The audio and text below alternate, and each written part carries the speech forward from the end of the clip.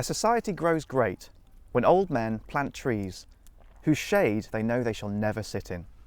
Welcome to Farm Ed for the Farm Ed podcast with me, Alex Dye, and today our guest is veteran rainforest expert, farmer. There's many different things I could describe you as. It's Merlin Hanbury-Tenison.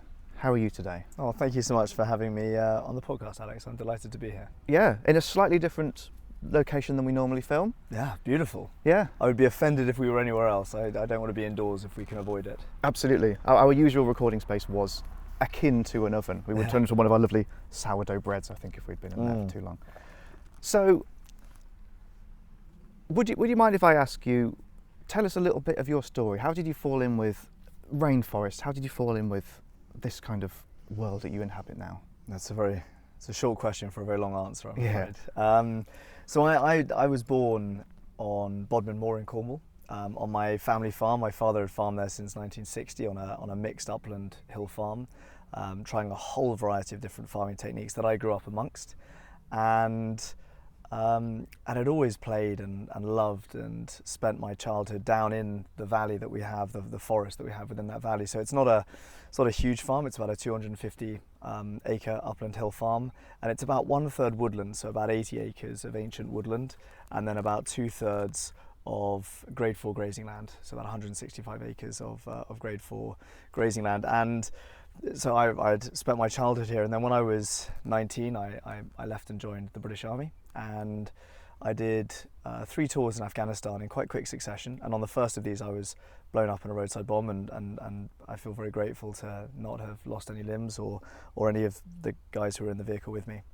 And after that I left the military as I was getting married to my wife Lizzie, and we went to live in London for a few years, and it was while up there that I suffered a mental health breakdown, and I felt so extremely lucky and privileged to have the farm at home and to be able to go and hide and retreat and heal within the at the time what we knew as the old oak woodland at Cabilla.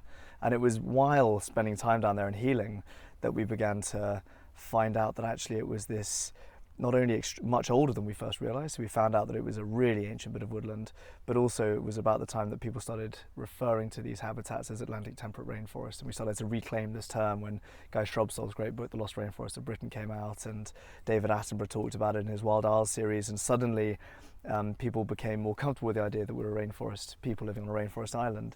And so that's really sort of my the beginnings within this habitat, and what made me fall hugely in love with it.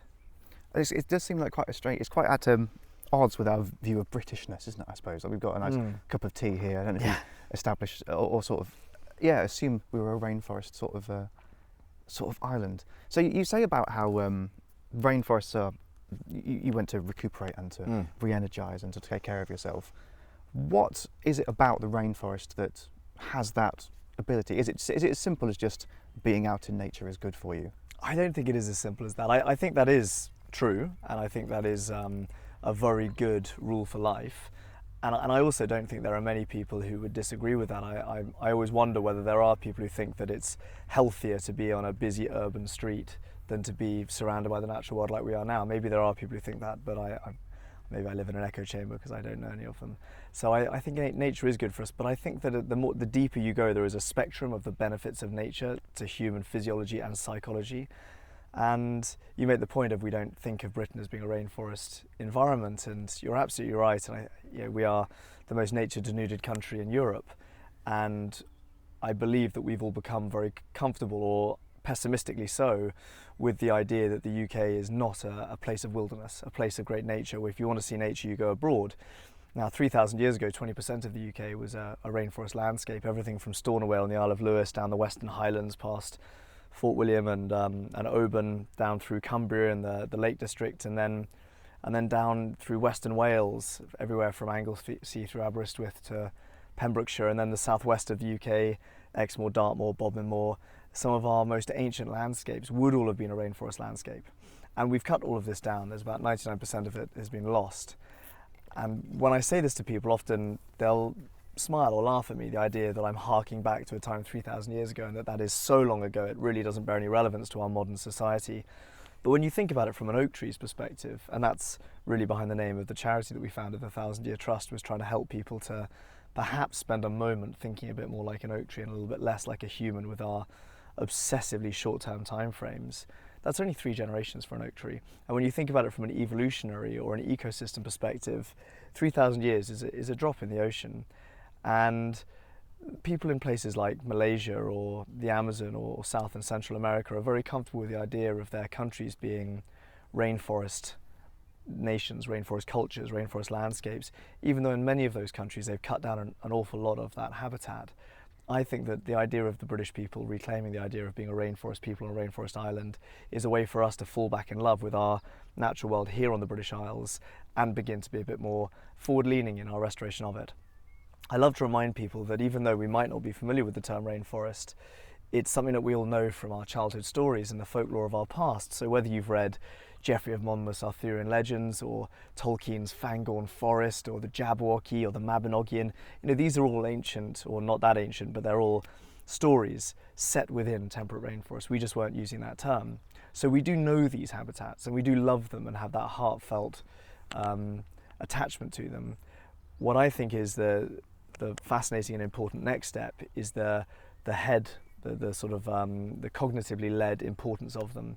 So Atlantic temperate rainforests are a pinnacle habitat in the UK for a number of different ecosystem services. For example, they are one of our most effective carbon sequestrers. So at a time of climate crisis when we need habitats that absorb and sequester CO2 out of the atmosphere, nothing does that more effectively terrestrially in terms of what we can protect and restore than Atlantic temperate rainforests. They also restore biodiversity abundance more effectively than pretty much anything else we can do, especially on the uplands. So they're really useful in the tool against habitat and nature depletion. And then there is this mental health and well-being piece, which I believe at a time of a mental health pandemic and an obesity crisis, it's really vital that we restore habitats that people can benefit from and reduce the inequality of access to them as well.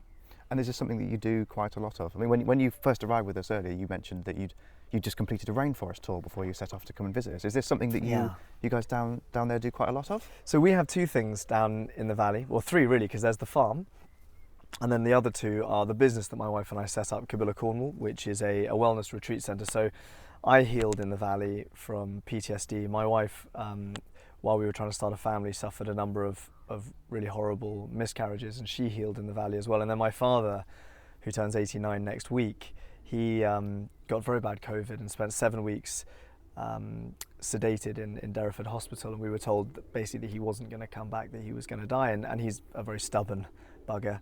And when he did heal and come back, he did his healing in the rainforest and has gone on to do great things and is still very robust for his age. So we had these 3 distinct healing stories, and we knew that we wanted to build from that to bring a lot more people into the rainforest to have similar experiences, people that we felt really needed it, so veterans with PTSD, people from the NHS, nurses suffering from stress and burnout, professionals who are spending their lives in the urban environment stuck in their sympathetic nervous states when they need to have that rest and digest, rest and recuperate experience. But we also didn't want to fall victim to what happens in so many beautiful nature spots where too many people come in and nature suffers while humans benefit.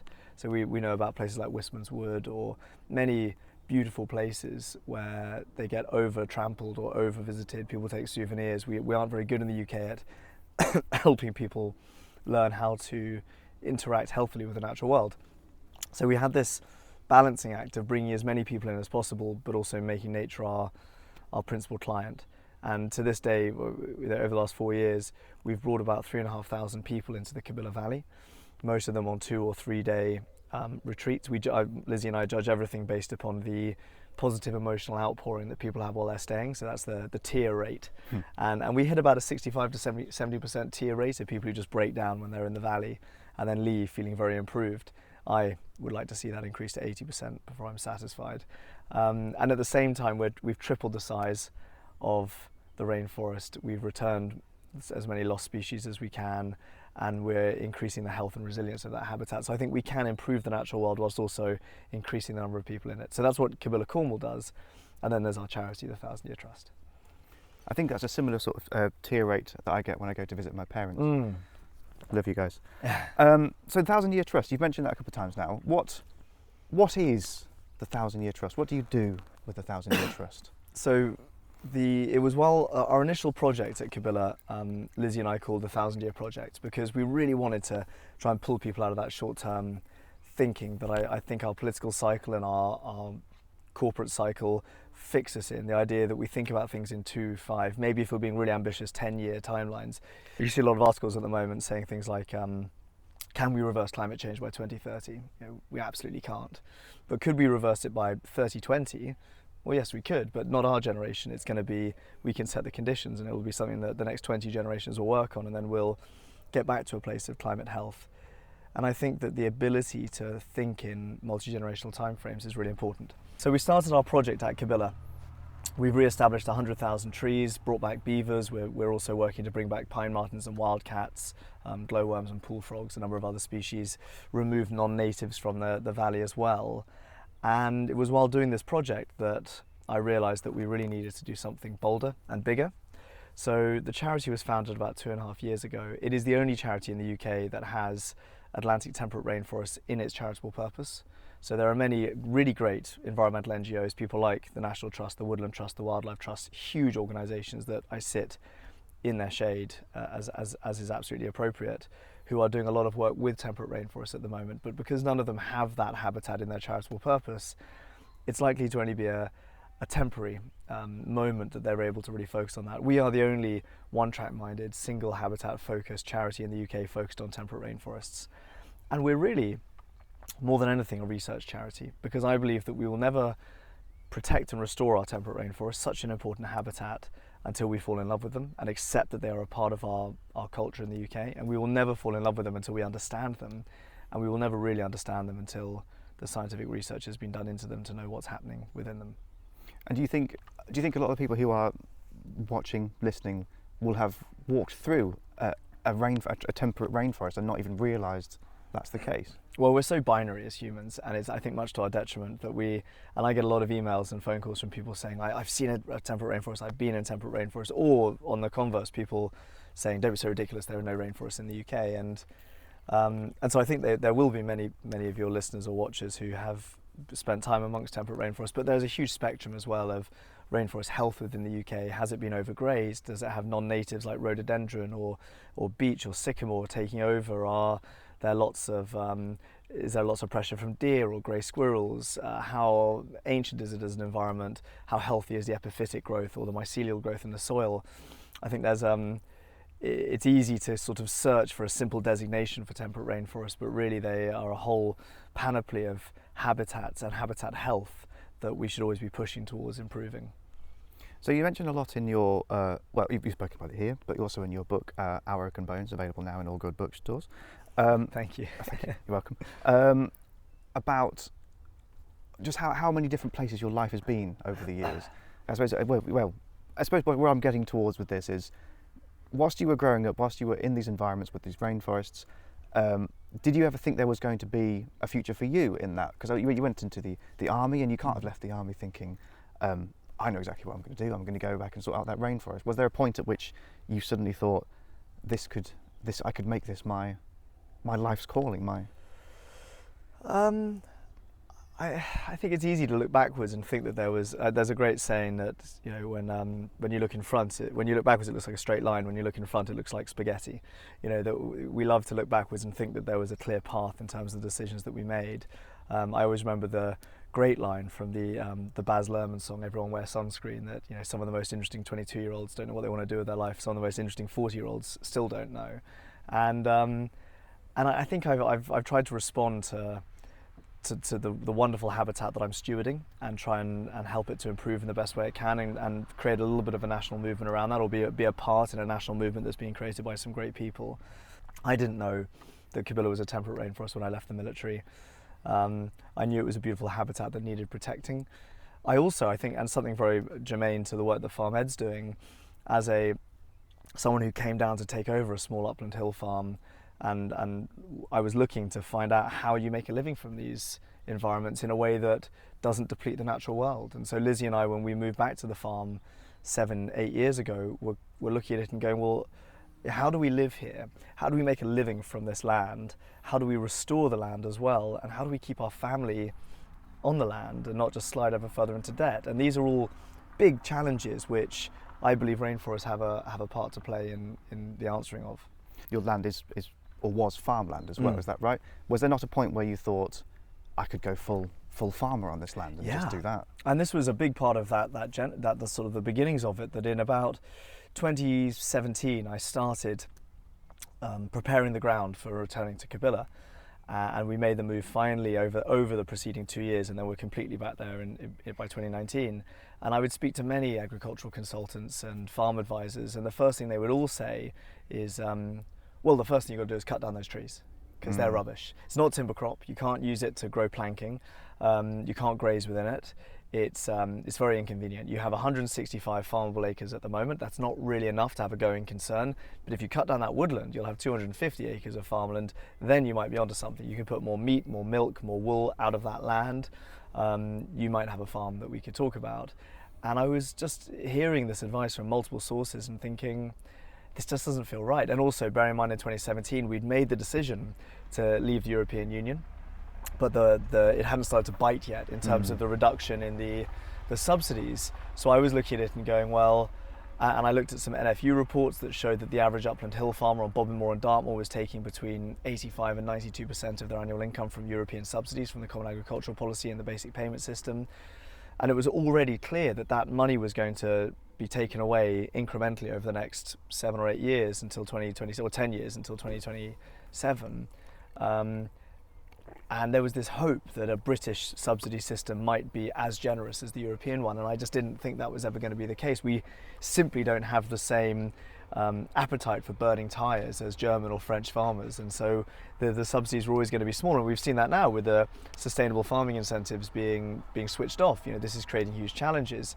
So I knew that the model of farming was going to have to change. I'd watched my father try and farm everything from totally mixed farmland to beef, to sheep, to goats, to deer, to wild boar, and all of those be very challenging things to try and make a living from on a relatively small patch of land.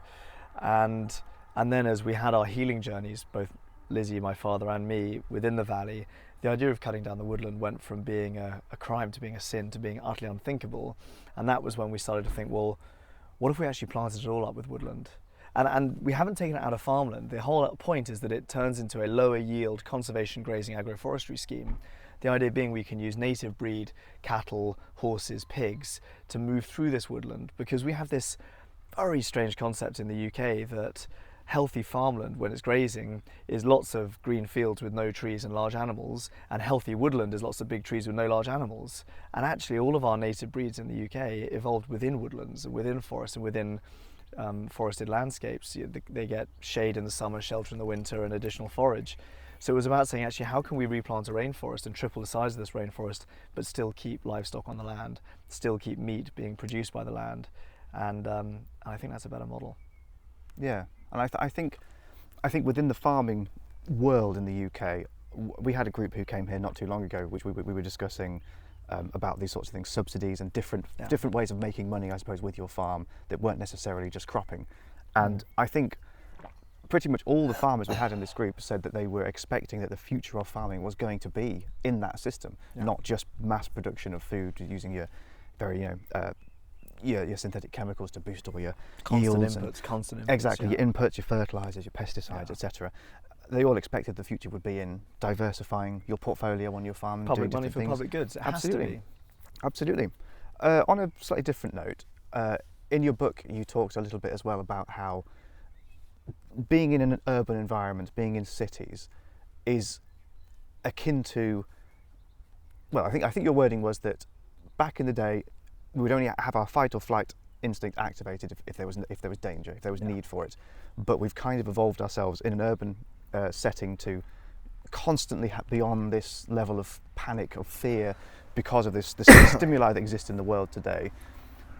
Is this something, I mean, you've mentioned before that you think this is something that contact with nature, contact with rainforests can help. Do you think is there any more you'd like to say on that? Yeah, I think you said an interesting phrase there, which is that we've evolved into this urban setting, and that I think is the challenge. Is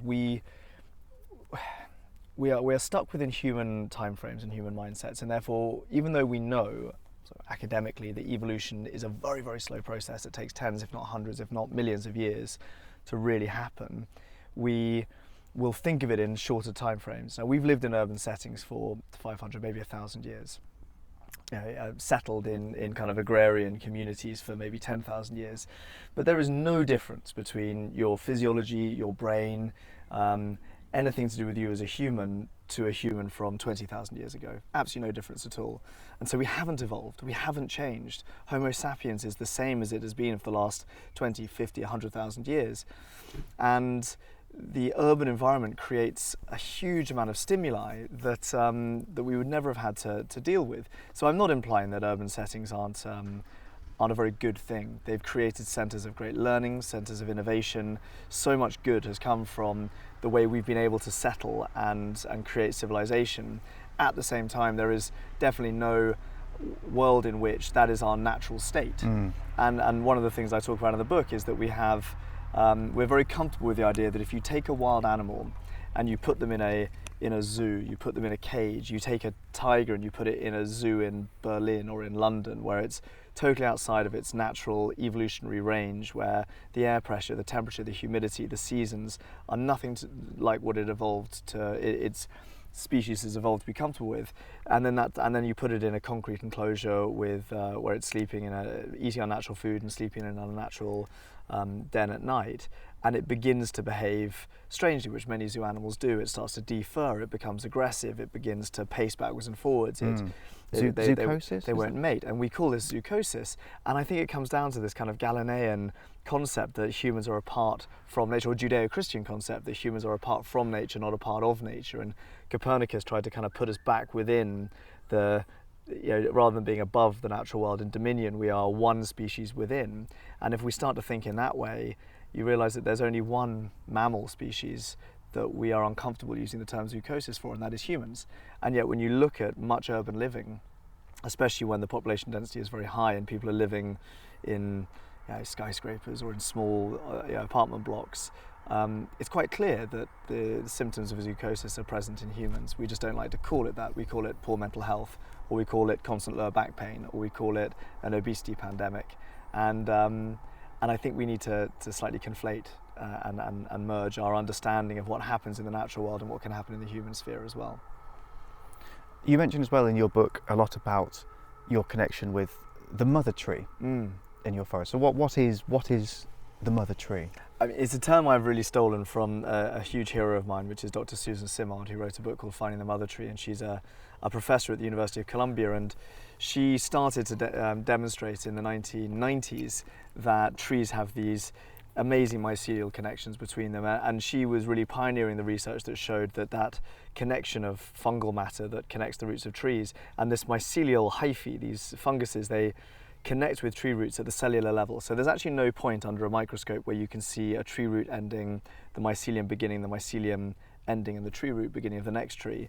And you end up, and this is what we see at Cabilla, where we have a 4,000-year-old rainforest, is the mycelial density is so high and there's so much fungal matter in the ground that when you walk through a young plantation woodland that's 200 or 300 years old, you're walking over a big patch of mud with 10,000 trees growing out of it. When you walk through an ancient woodland, temperate rainforest or other, that has had this period of several thousand years to really grow that fungal matter in the soil, you're actually walking over a giant fungus, a giant mushroom with 10,000 fingers all pointed up in the air. It turns them into very different habitats. And within this you get these older trees, these nodes, these nexus points, these linchpins, and those are what Susan Simard calls mother trees. And we have many trees like that at Cabilla, but there's one in particular that sits on the edge of the rainforest and acts rather like a sentinel or an ambassador. And I really wanted, in the process of writing the book, to not only have human characters, but to try and have characters that people could relate to and connect with, whether it was the beavers or whether it is the mother tree or whether it's Gloria the pig. You know, some of the creatures which I want them to be characters in their own right. And I think trying to get us to fall in love with a tree as an entity. And there's a danger around personifying or anthropomorphizing things in the natural world, but there's also an upside to it where it can help us to protect them more effectively as well. And the mother trees of Cabilla are, I think, very personable creatures. And am I right in thinking that you wanted to immortalise this mother tree in some way? I did, much to the chagrin of especially my mother and my wife, who neither of whom are huge tattoo fans, and I surprisingly have more tattoos than most people expect. I have quite a few, but I did recently get the mother tree tattooed on my back, and I was chatting with Sarah Langford about it the other day, who I think you've interviewed on friend this of the podcast. She's friend of the podcast and a great person who's written her beautiful book Rooted and is doing amazing work for nature restoration and for regenerative farming. And I was chatting with Sarah about it the other day, and she had a complete sort of explosion about it, because when I showed her the tattoo, she thought I had sort of a tiny acorn or something tattooed on my ankle, and actually it's the entirety of my back. It was 22 hours worth of tattooing, so it's a bit more than perhaps I should have, but it's there for life hours. Now. So did you? I'm assuming you went in and you said, I want this. I want all of this. There's like this picture of this tree. Oh, yeah. I want the whole back. Well, there's a great watercolour tattooist called Georgie Higman down in Cornwall who I work with on all of this work, who's I think a very talented artist, and an illustrator called Imogen Partridge, who did all of the illustrations in the book. So it was a longer project, because I kind of got Imogen in to have a look at the tree and really paint a beautiful picture of it, and then worked with Georgie to turn it into something that could be tattooed, and yeah, now it's sort of very much everywhere. My children love it. My daughters, they love to point to me if I don't have my shirt on and go, "Daddy's got a rainforest on his back." They think it's hilarious. And in a way, you're carrying part of that rainforest with you. Yeah, it may sound sort of whimsical, but I did, after the tattoo was finished, I was up in London for a meeting, and I lived in London for 8 years, and it's a great city, but I don't go there very often now, and I was finding it quite overwhelming. I was walking through a busy part of town, and lots of noise and sounds. It was quite a hot period of the year as well, and I suddenly had that I sort of remembered suddenly that actually I have the mother tree on my back, and I have the rainforest with me, even if I'm in the heart of a city, and that did help to kind of regulate me and bring me back down again. Wonderful. So what do you think, in a way, to sort of round off our conversation, what should the average person who is listening, who is watching, what would you like them to take away about rainforests? Why should they care? Why should they get involved? Why should they go and visit and support trusts like the 1,000 Year Trust? So the very short answer, and then a slightly longer one. Please. The short one that I want everybody to remember, and I'm going to turn to camera for it, is that we are a rainforest people who live on a rainforest island, and I think that is an exciting idea that it takes time to truly integrate and believe that, but it is the truth of the UK. And for me, the longer answer of what I think is really exciting about that is everybody, and it doesn't matter if you're 8 years old or 80 years old, everybody knows about rainforests. Everybody knows about the Amazon. Everybody knows that these are the lungs of the planet, the most exciting and important habitats in Brazil or Colombia or Costa Rica or Borneo or Malaysia. These are vital and important, and that we've cut half of them down, and that they need to be protected and restored, and that we love them. I think that is a truism that all school children grow up learning. And the reason that we have this passion for them is because they've been so well studied. And my father, who is a tropical rainforest explorer, spent most of his career in these tropical rainforests, helping to uncover some of these mysteries. And that's wonderful that work has happened. If you're a young conservation scientist and you're just finishing your PhD and you want to make a career in rainforest conservation, rainforest research, it's almost certain that you will do that work in the tropical rainforest zone. And that makes a lot of sense, because there's so much more tropical rainforest than temperate rainforest. But also, there are hundreds of universities with dedicated courses to tropical rainforest research. There are dozens of research institutes that provide millions of pounds of funding to this habitat.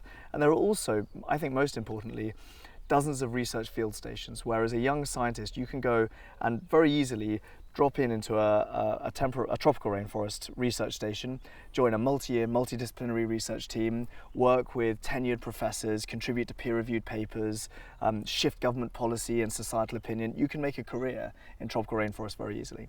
If this same young conservation scientist wants to work in Atlantic temperate rainforests, there isn't a single university with a dedicated course, there isn't a single research institute, and most importantly, there isn't a single field station where you can go and do that work.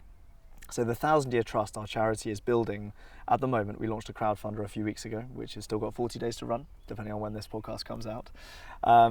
We are building Europe's first Atlantic temperate rainforest research field station, a place where scientists from across the world, and we already work with PhD students from places like Zimbabwe and other more traditionally global south countries, who are coming and shifting that knowledge exchange. So it isn't just the global north saying to the global south, don't cut down your trees, don't kill your megafauna, don't kill your apex predators, after we've all done that already. We're now, I hope, moving into a phase where we can sit back and be more humble and learn from some of the expertise from these perhaps less industrialized countries that have been doing this nature restoration and can come and help us to restore our rainforests. And our research station will be the nexus point in Western Europe for Atlantic temperate rainforest research. And that, my hope, my dream, is that over the years that come, that will allow Atlantic temperate rainforest to sit somewhere alongside tropical rainforests in the minds of school children and adults as they grow up. And what I like is at the moment, if you say to anybody, what do you think of when you think of a rainforest, they'll say the Amazon, or they'll say tropical rainforest. What I hope is that in 10 years, 20 years time, when you say to the average person on the street, what do you think when you think of a rainforest, they'll say, oh, well, you've got tropical rainforests, they're really important and beautiful, but there are also Atlantic temperate British rainforests, and they are also so beautiful, and we're bringing them back. That is the dream, and that's what we're going to make happen at the 1,000 Year Trust. Excellent. What a fantastic soundbite that is as well. Brilliant. Thank you very much for your time spending with us here today in the glorious sun of the Cotswolds. It is glorious. We will link your crowdfunder below. Thank you. Hopefully we can give you a hand. And thank you so much for joining us today at home, wherever you are in the world. If you've liked our podcast and would like to learn more, find us on farmed.co.uk. Follow us on social media. Give us a like if you like it. Tell us what we're doing right, what we're doing wrong. Thank you very much, and thank you very much. Thank you, Alex. Thank you, Farmed. Cheers.